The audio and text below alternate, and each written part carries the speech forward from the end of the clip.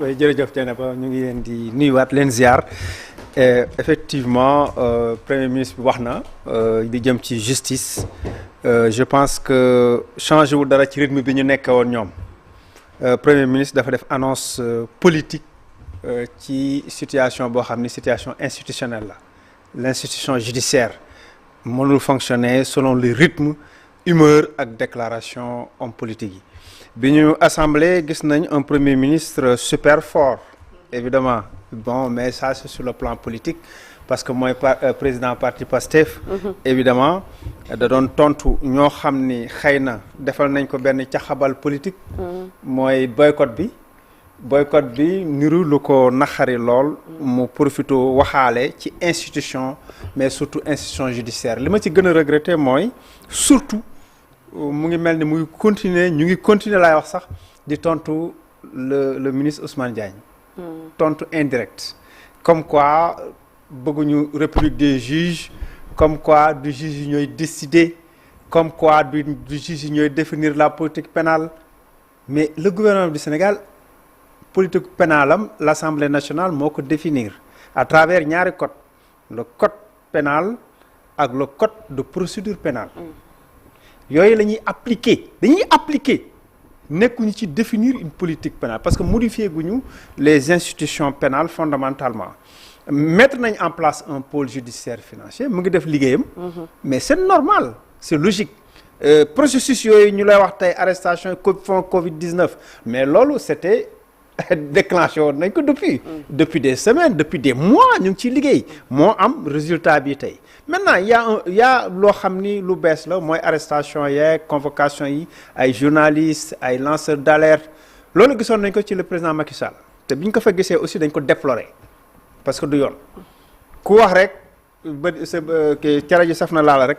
ñu convoqué république mënul fonctionner de cette façon-là je dis bien réseaux sociaux yi bari nay dérive loolu moom duñ ko weddi ñun ñëpp gis nañ ko bari na ay dérive mais ñi nga xam te ni ay chroniqueur lañ wala boog dañ leen tuddee chroniqueur te ñoom souvent même bu ñuy wax li ñuy wax bu amee dëgg bu amee lu ci nekk dëgg aussi li leen gën a soxal xëy na mooy contre le régime loolu am na mais aussi dafa am à côté ay chroniqueurs yoo xam ni également même bu ñu dee wax li ñuy wax nekk na dëgg li leen soxal mooy Ousmane Sonko mu sell mi donc ñaar yooyu sénégalais yi ñu ngi ci ni jàkk chaque jour di ko gis di ko dund à partir de ce moment là loolu commencé wul tey le premier ministre Ousmane Sonko bi mu nekkee dans l'opposition mais dynamique boobu presque mën naa ni moom moo ko inauguré parce que affaire web activiste ak la communication politique digitale bi àgg benn stade bi loolu ñu ngi ko jàngatoon depuis Obama aux États-Unis après Donald Trump ci différents mandats yi Macron en France mu wàcc ci Pastef au Sénégal c'est une réalité mondiale mais c'est-à-dire que actuellement militant classique politique sax parti bu ci bëgg a wéeru dootoo dem léegi web activiste moo am maanaam say militants yoo xam ne pratiquement dañuy nekk ci réseaux sociaux ak ainsi de suite parce que monde bi moo laaj loolu dérive yi si am ñëpp déplorer nañ ko parce que parfois nga gis koo xam day wax lu ëpp ñii di saaga wala di tuumaal wala di nekk ci vie privée nit mais loolu kenn d'accord aussi mais ñoom ban responsabilité lañ ci jouer et le président surtout le premier ministre Ousmane Sonko ban responsabilité lañ ci jouer à son temps parce que arrangé woon na ko mais comme la roue a tourné arrangé tu ko mais li proverbe bi waxoon rek qui règne par l'épée périra par l'épée c'est-à-dire que technique boobu système boobu stratégie politique boobu communication politique boobu moo retourné contre ñoom te loolu c'est inéluctable c'est-à-dire mënul ñàkk processus la boo xam ne mënoo ko arrêter léegi nag politique pénale bu fekkee li muy wax politique pénale mooy systématiquement ku def rek ñu jàpp ku def rek ñu yóbbu loolu amoon na fi ay temps à partir de 2021 Macky dafa mel ne ko xabtalu ci arrestation donc loolu ñoom bu ñu ko continuer dafay tourner waat contre ñoom parce que c'est contre-productif c'est-à-dire amul njariñ dans une république li may wax noonu tekkiwul ni non dañu war a bàyyi nit ñi ñu wax leen neex waxuma loolu mais je dis simplement nañu bàyyi les magistrats def seen liggéey ñaari façon magistrat moo am yoo xam ne bokkuñu liggéey du tout te ñu ngi leen di confondre parce que magistrat du parquet moo yore poursuite mooy jàpp mooy yóbbu kooku mooy liggéeyam parfois ministre de la justice mën na intervenir ou pas ci seen liggéey parce que yoon may na le ministre de la justice mu def ay instructions par écrit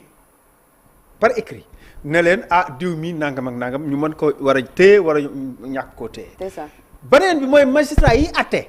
les magistrats du siège Ousmane Sonko amul si ñoom benn autorité. encore une fois le ministre de la justice wax na ko ni awma ci ñoom benn autorité eh bien je répète que ni Diomaye ni Ousmane Sonko amuñ si ñoom également benn autorité. Grand Assane dinañ si revenir donc ci dans la deuxième partie ak jàngat bi nga xamante ni dañ ko rek jagleel média et réseaux sociaux. Le pénal est-il la solution donc aux dérives? On va en reparler tout à l'heure. Malick Thiandoum, par rapport un peu ak fonds force Covid yi ak arrestation yi. waaw xam nga loolu moom c'était pratiquement une demande du peuple sénégalais. C'est ça. ndax scandale force fonds Covid-19 yi yàgg nañ ci wax rapport bi génn na bu yàgg bëri na ñu nga xam ne épinglé woon nañ leen mais lii nga xam ne moom lañ ci mën a wax mooy effectivement le temps de la justice n'est pas le temps des hommes. C'est ça. Dossier la bu nga xam ne 180 pages la il fallait que ñi nga xam ne ñoo ko yor def une enquête minutieuse enquête bu sérieuse parce que nit balaa nga koy teg ci au banc des accusés da ngay am ay éléments yu nga xam ne yu leer la pour nga mën ko convoquer ci loolu boobaak léegi nit ñaa ngi xaar mais ndekete justice mi ngi doxal liggéeyam. ci suuf ñu naan ci suuf. naan mais diw mi pourquoi jàppuñu ko ba léegi lu tax diw jàppuñu ko ba léegi diw sàcc na xaalis bi ku jël xaalis ak ku ko jëlul loolu juge ak justice ñoom ñoo koy déterminer. bi ñu demee ba càmbar ñoom ba xool xam ne am na ay wuruc am na ay mbir yu nga xamante ni leerul ñii ñu jàpp tey ku ci nekk convoqué nañ la déglu la convoqué waat la déglu la jox la temps pour nga joxe say élément de preuve ci li nga xam ni moom lañ lay tuumaal justice noonu lay doxee bi ñu demee ba ca cëppaandaw ba kenn ku ci nekk yoon woo na la li nga xam ne moom lañ lay reproché xam nga ko am na ci ñu nga xam ne wax nañ ko léegi dañ leen a jox ay marché ci anam yu nga xam ne wax dëgg yàlla tegul ci yoon benn entreprise benn nit moom ko mu gagné fukki marché ak juróom-ñaar agence de voyage mu gagné fukki marché ak juróom-ñaar loolu war res na koo càmbar lu jëm ci wàllu ceeb bi nga xam ne moom lañ doon joxe askan bi mu am surfacturation ba egg ci 2 milliards ak lu topp loolu warees na koo leeral lu jëm ci wàllu masque yi gel hydroalcoolique ak yooyu yëpp dafa mel ni affaire bi dafa demoon ba kenn ku nekk da ngay xool ban porox ndoll ngay jaar pour dund ci li nga xam ni dañu ko dégager woon pour askan bi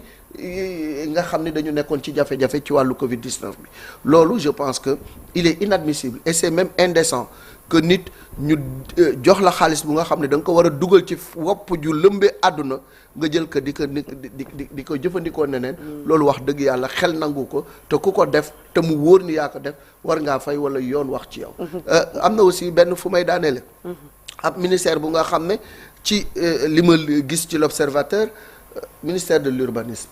ay bac à ordures nga koy jënd te mu jëm ci wàllu Covid-19 franchement am na ci yu nga xamante ni c'est inadmissible am na nag ñu bëri ñu jàpp mais nañ leen accorder li ñu tuddee la présomption d'innocence parce que du ñu wax ni kenn moom moo sàcc kenn moom moo jël alal loolu justice moom moo koy wax mais bu fekkee ni dañu am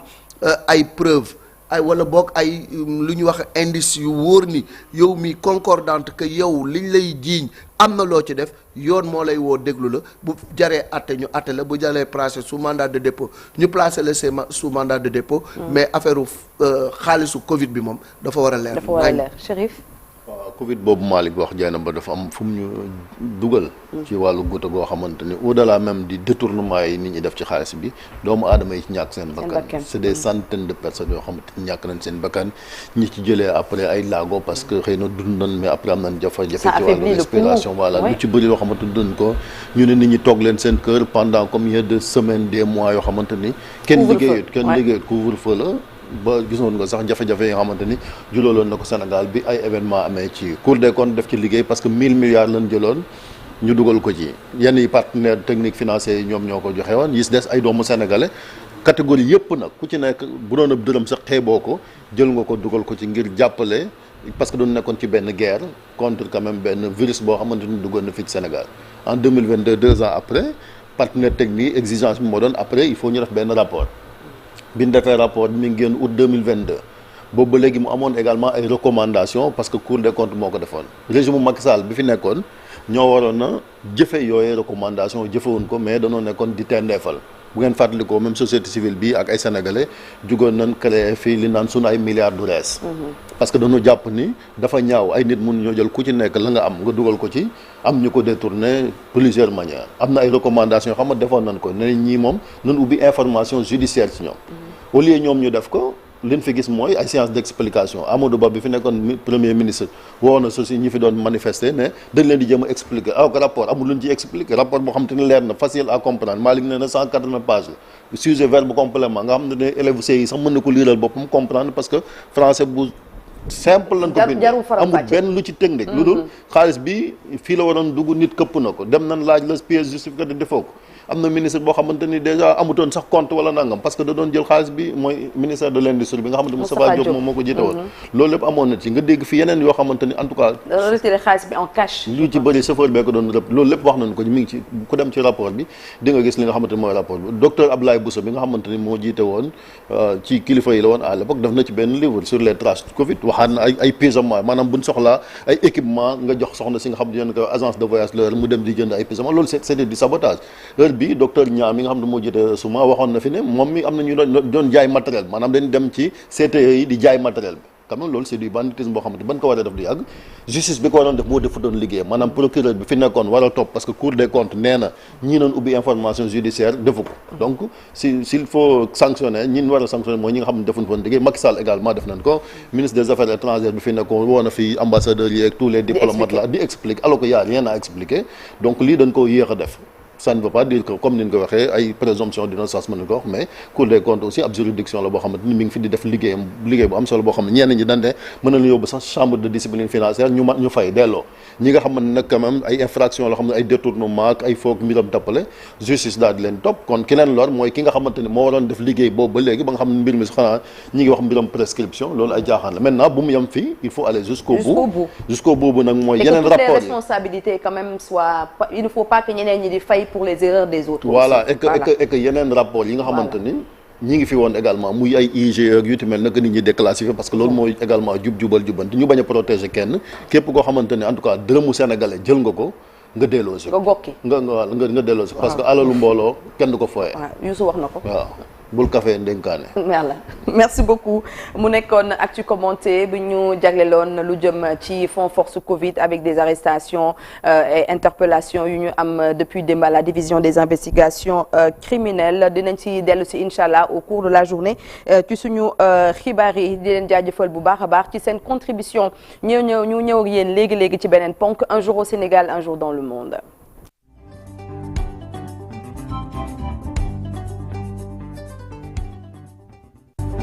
ay Kumba dinañu waxtaane